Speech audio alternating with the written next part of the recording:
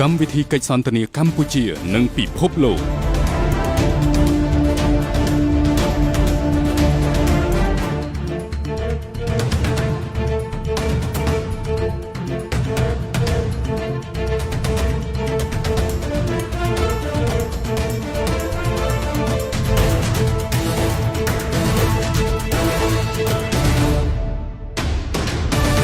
Good evening, Excellency, ladies and gentlemen. Welcome once again to Cambodia Global Dialogue of Southeast Asia TV.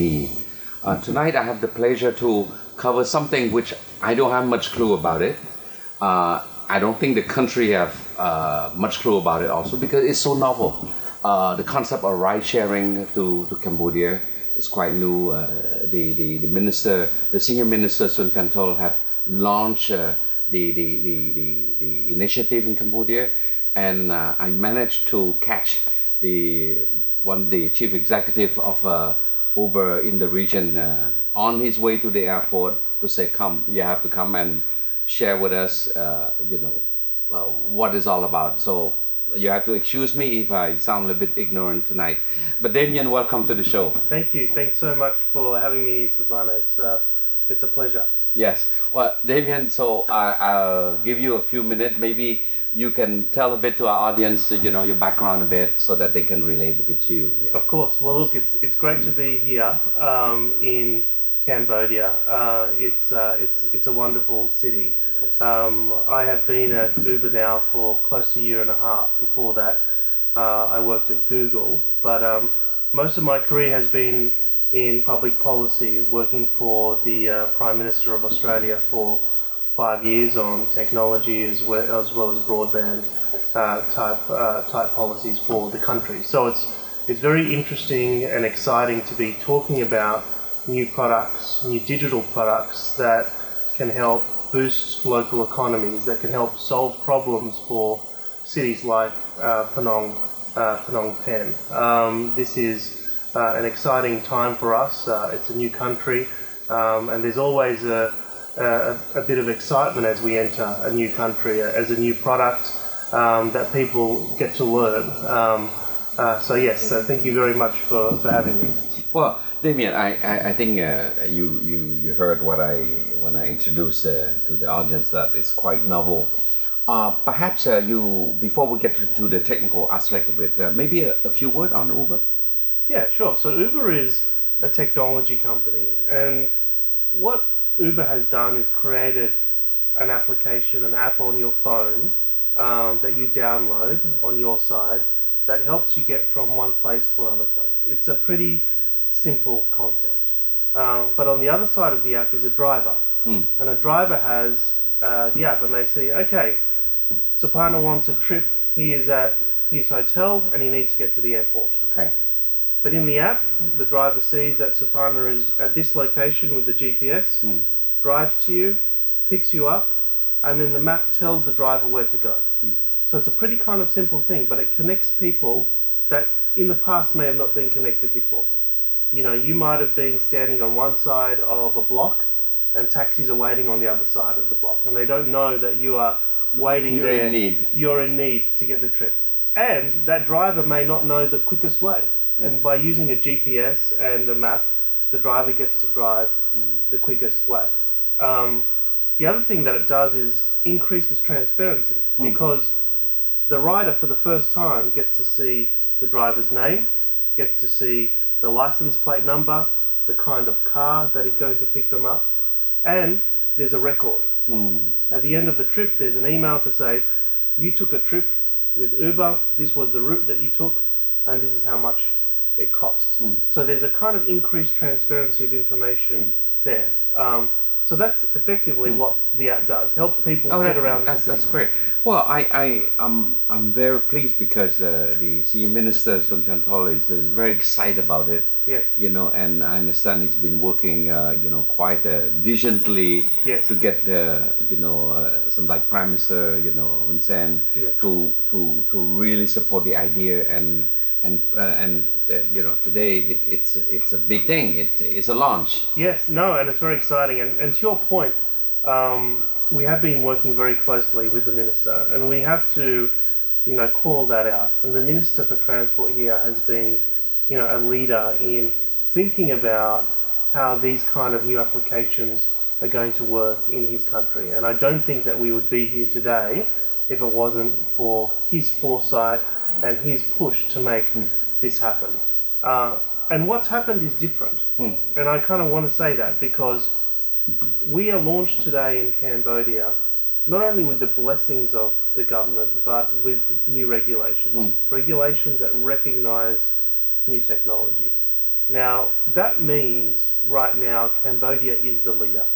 Now, it's an important thing for us to say, but when we look at the region, right now Cambodia has taken a step in relation to the digital economy, in relation to recognising these new products, in a way that other countries have not. And I really think that this sets Cambodia up in an interesting way. It sends a very, very big signal to the whole digital community, to the whole startup sector, to the whole kind of Silicon Valley, that Cambodia is somewhere that will work with you, that will deal with you, and think about a way to allow your product to be launched in the country. I can relate to the thing you mentioned about leadership in a certain sector. Perception is everything, and Cambodia being a post-crisis country 20 years ago, we emerged from the war, and in the media, of course, people see Cambodia as a post-crisis country, as a country that gone through the years, civil war, genocide, and everything, landmine, that sort of thing, right? And it's always that stigma, and that's why the effort of the government, it's quite maybe I would say the word that they're very conscious that we had to change this image, right? And I happen to be quite fortunate to be about 17 years ago, when I was much younger. To be Still young. Thank you very much. I won't disclose my age. I'm not that transparent. But to be involved at that time was the Vice Minister of Commerce to work on getting Cambodia through the negotiation to join the WTO. And it's amazing because we were so hungry to take a lead in that process, that what other countries have taken 10, 15 years, whatever, it took us pure negotiation 2.5 years. And when the chairman of the WTO announced that Cambodia is in WTO in 2004, we were the first one with Nepal to get in through negotiation, and that sent a major shockwave in the developing world community to say, look, trade matter, globalization matter, and here it is. And I look back 17 years later, now we're in 2017, I look back, it is thanks to this WTO commitment, this economic liberalization policy that enable us to attract company like yourself. Uber is a good example that if we don't have this open policy, it'd be very difficult to welcome company like yourself. And look, I mean, it's there's three things I wanted to point to. I think one, the process was great. When we went to see the minister, we first met him actually in an ASEAN Transport Ministers meeting in Manila. And we said, we want to launch in Cambodia. He said, come talk to me, let's work something out. But more importantly, the process was about how do we find a regulatory framework? How do we find something that recognises a new technology in the law? So there's certainty for business, and the drivers and the riders here in Cambodia know that this is something that has the blessing from the government. And the third thing is, we were able to do it with existing industry. The important thing is, in Cambodia, and it's something that's a bit different to what we've done in other places, is that we've used our technology to help taxi drivers as well. So taxi drivers... Well, you came with a taxi. Right, exactly. So, and that hasn't happened in every country. But that has happened in Cambodia because the government said, we want to create a framework, we want to create it with you, but we also want to ensure that our local industry, our existing industry, is supported. And that's something that we have been very, very happy to do. So right now the application can be used by someone who owns a car, but also someone who owns a taxi if they want to drive and earn money. Yeah. And to your point about economics, one of the big things we find in Southeast Asia, and I think we'll see it in Cambodia as well, is this economic opportunity for drivers. You know, for the first time, there is going to be flexible opportunity for drivers. And we see this in a lot of markets, but already in Phnom Penh we're seeing women sign up because they are either, you know, mothers who cannot work a full-time job, they have a responsibility with children, and they only want to work 1 or 2 days a week. And that's, the application allows them to do that. So what the application does is allow people to work flexibly when they want to work for as long as they want to work. So if you want to be a full-time driver, fine, no problem. Yeah. But if you just want to do 1 or 2 days a week, that's also an option for you. I have a daughter, and where she's finishing college, and we went to Portugal. Nice. And for that 10 days, our ride is Uber, and it's so convenient to the point that we keep having Roberto coming back. No, but the thing is, what strikes me is that, again, from the economic perspective, right? Most of the people have good car, right? And when they have good car, you feel that comfort, right? I mean, no disrespect to taxi and everything. Yes. But when people have a new car, we a passenger, we feel better. Yes. But then the other thing that I keep thinking is that, if people find way, to make extra money, right? Knowing that they can pay the lease payment or the car payment, people will buy a car. And this is where I see the benefit for the state, is that the state will make money from the sales tax that this gentleman or this lady have gone to the car dealer and bought it. Yes. So to me, I think the economic effect is quite more than just the day-to-day employment. Then we're going to take a short break. When we come back, I want to deepen a bit more on this economic side. Damien, so you see, to me, I see a lot of benefit from the perspective of the consumer, of course.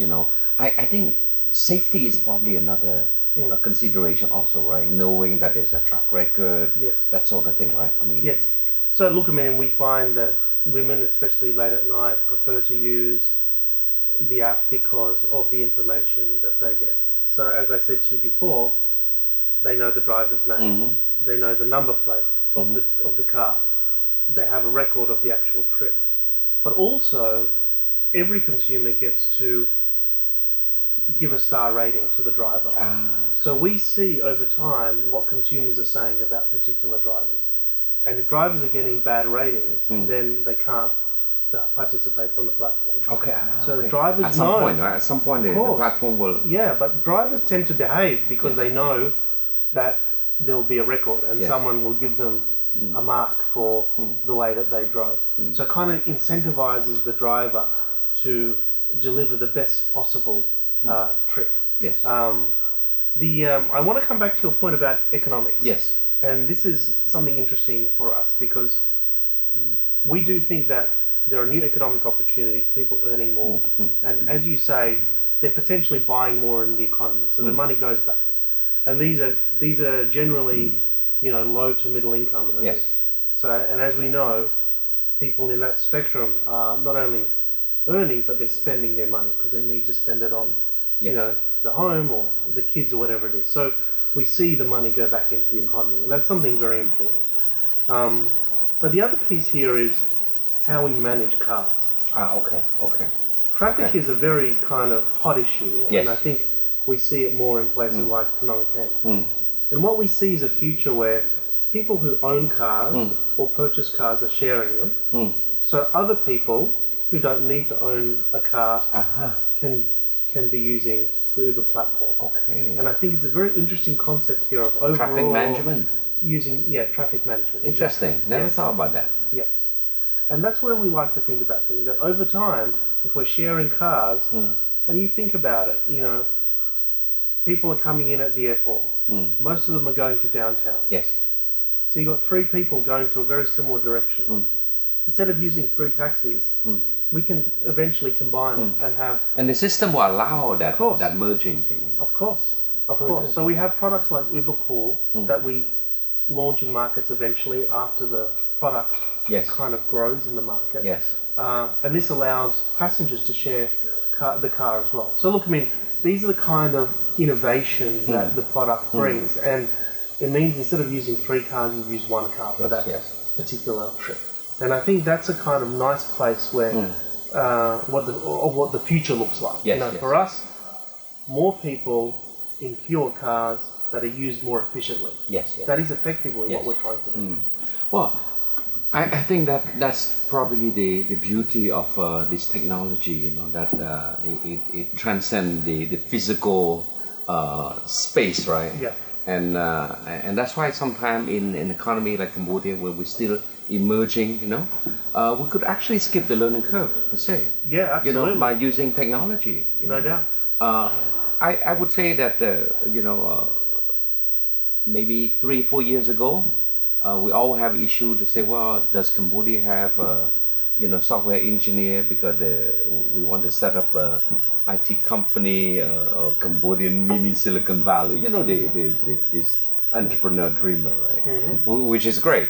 But then I would never could say that, we can supply the software engineer. But I can tell you now, we have hundreds of young software engineers. I mean, and these are the things that they can relate to it, right? You know, and I wouldn't be surprised why your Uber app will get a lot of traction, because you're dealing with an audience that can relate to it. You know, I don't think my uncle will be able to relate to that, but you know, but again, the population, the demographic of Cambodia, it's quite interesting. It's a very young, you know, population. The average technician who work in this, you know, television studio, which has national coverage, satellite beaming to the US, to Europe, average is mid-25. Well, look, I mean, we think we hit both spectrums. So certainly the consumers are young people, and we see our product being driven by young people because they understand it. They know how to use the app. They see themselves getting a better price. They get to choose, you know, when they need to travel and when they don't. So you're right. I think, you know, I think the uptake of the product is very much driven by young people. But I tell you something interesting. On the other side is the drivers. And the drivers tend to be a little bit older. And sometimes, and it's a very nice story, it's the first time they're learning how to use, you know, mobile phones. Is that right? And applications. You know, so this is kind of, there's a digital literacy piece here. So something bridging the digital divide. Awesome. Absolutely. Awesome reference. So, you know, I think a lot of older people would have seen their phone as something that they just used to call their relatives or something. But now I can use my phone as an economic opportunity. I can receive work through my phone. And the other piece that is interesting to that is we see sometimes half of the drivers that turn up to work with Uber not having bank accounts. So for the first time they're saying, I need to create a bank account. I need financial literacy. There's a financial literacy piece there as well. So we see kind of both sides working. Very much driven by young people on the user side, but then a kind of real education on digital and financial literacy from the driver's side. Interesting.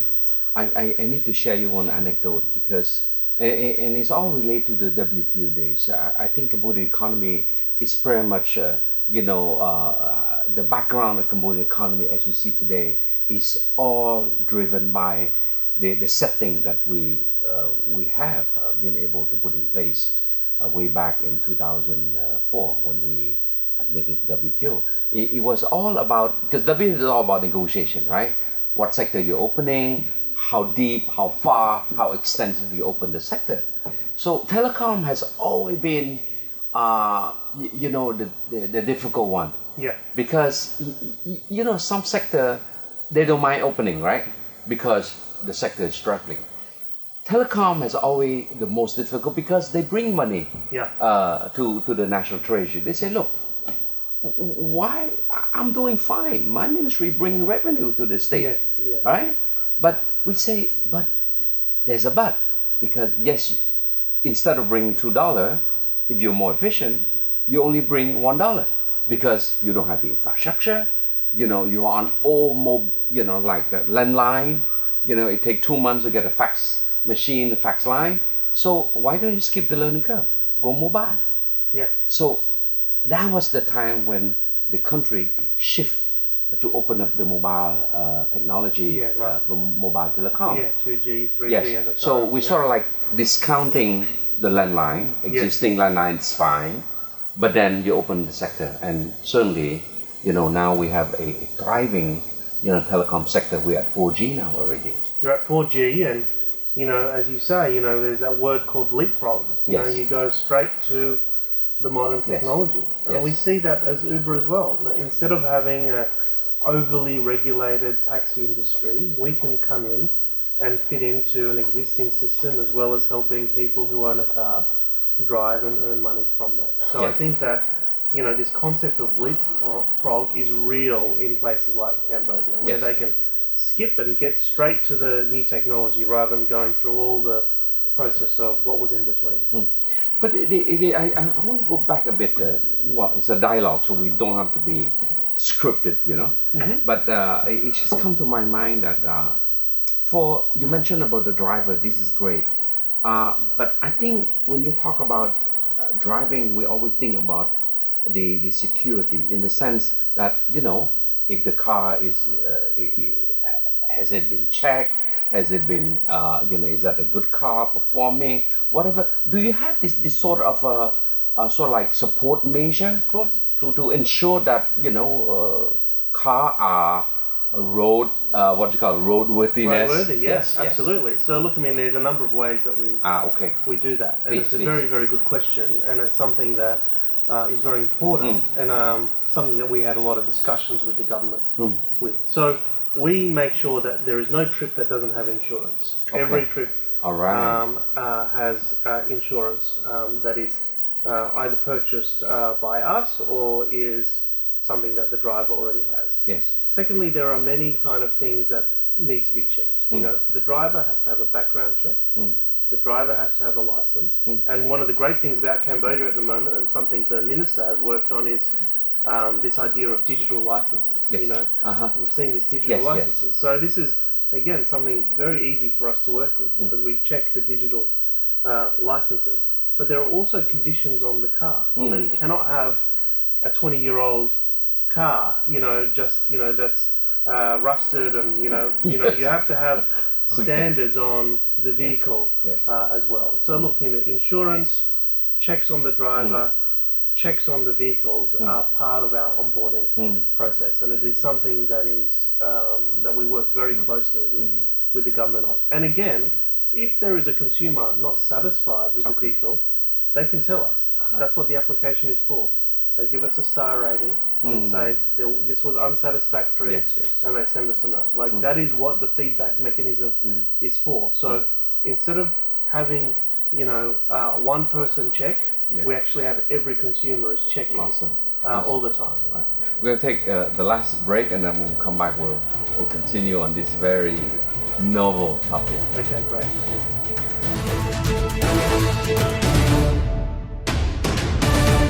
Damien, I think I want to continue on a bit on the issue of safety.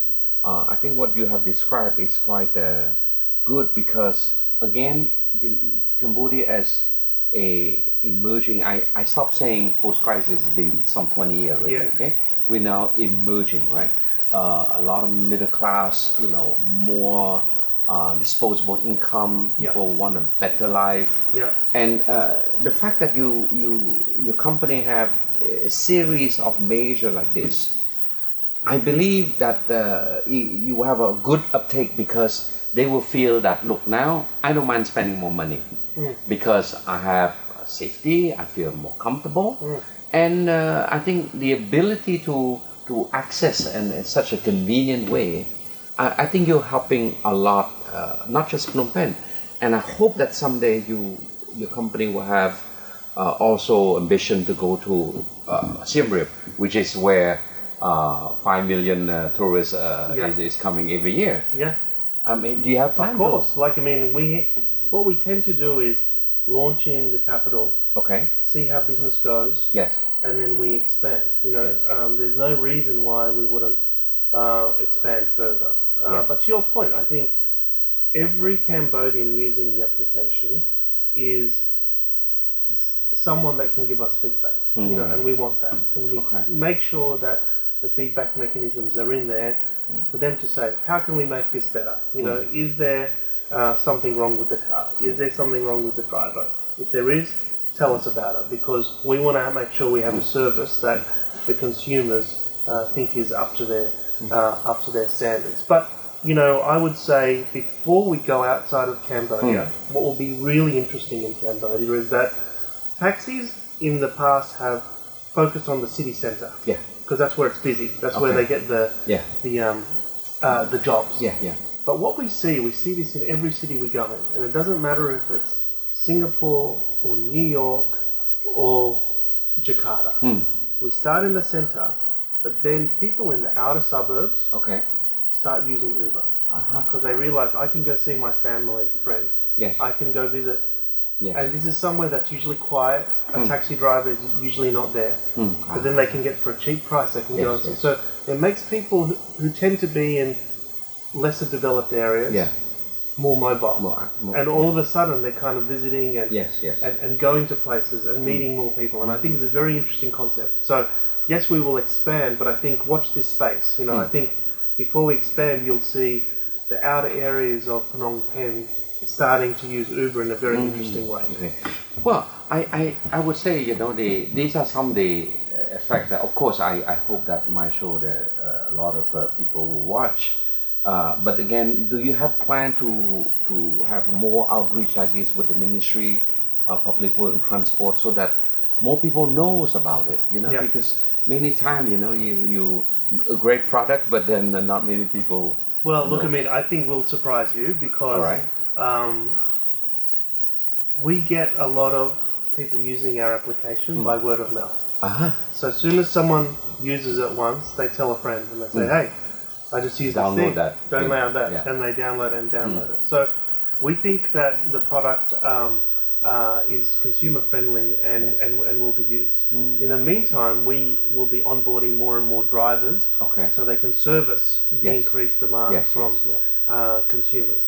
But to your point about working with the government, today was fantastic. You know, we launched our product with the government after consultation with new regulations, and the Ministry of Public Works and Transport were there to seal their approval today. Of course, we will continue to work with them. We're going to continue to work with them to think about the city, to think about how we can create solutions for the city, how we can think about reducing traffic, how we can think about, you know, working better with the public transport networks. Of course, that is something that we are very much looking forward to doing. I always think that from the policy perspective, you know, having a partnership with the private sector, it's a good partnership, because in a way, you know, we the state, right? I mean, you're a regulatory body. It's only so much you can do in terms of outreach, you know, but when you partner with the private sector, well, number one, you know, they have more resources, let's face it, right? But number two, it gives the confidence to the public, of course, that you're not riding solo, you know, below the radar, that sort of thing. You're transparent, you're above board, and you have the endorsement of the government, you know. No doubt. And the trick is, how do we use this to the benefit of the country, to welcome other technology companies? You never know. I mean, the limit is limitless. Of course. This fourth industrial revolution. Of course. Yeah, of course. And there's no doubt about it. And I think I've just seen some news already about the launch, and you know, there's no doubt in my mind it will be picked up, you know, in the region, but in places like Silicon Valley and Europe as well. That Uber has successfully launched in Cambodia. I think it will spark a thought in a lot of CEOs' minds to say, well, if Uber can launch in Cambodia, why can't we? Yes. And I think that is a very interesting I would point. interject that if the some government policymaker are so audacious, right, Yes. to think how to work with a company, this IT company, to do this, why not? I'm also an IT company. Maybe I can push this Yes. idea there, and Exactly. and the benefit will be there. Yeah, no doubt about it. All right. Well, Damien, I know you have to catch a flight. So, any last word for the audience? Well, look, thank you very much for having me on the show. It's a pleasure. We love to talk about our product, but most importantly, our product is only as good as the riders and drivers out there. So, the more people that download the app, give us feedback about the application, the more drivers that join. This product is only as good as the riders and drivers here in Phnom Penh, and we are very excited about the launch and hope we can be part of solving some problems for the city. All right. Well, I mean, we're coming to the end of the show, and I don't know. I'm going to try to summarize a bit what I have learned personally myself through this short conversation. Definitely, Cambodia is in terms of policy daring. We have to congratulate the Minister of Public Works and Transport for seeing this as an opportunity to showcase Cambodia as a country, emerging country that believe in the IT, the fourth industrial revolution, as exemplified by a global company like Uber. So this is something that we should take pride. But I think aside from the policy space, I believe this is something very good for the Cambodian, for ourselves anyway. Ability to have access to a ride that is safe, that is secure, that is affordable. That's great. Employment opportunity for wife who could earn extra money a few days a week. It's great.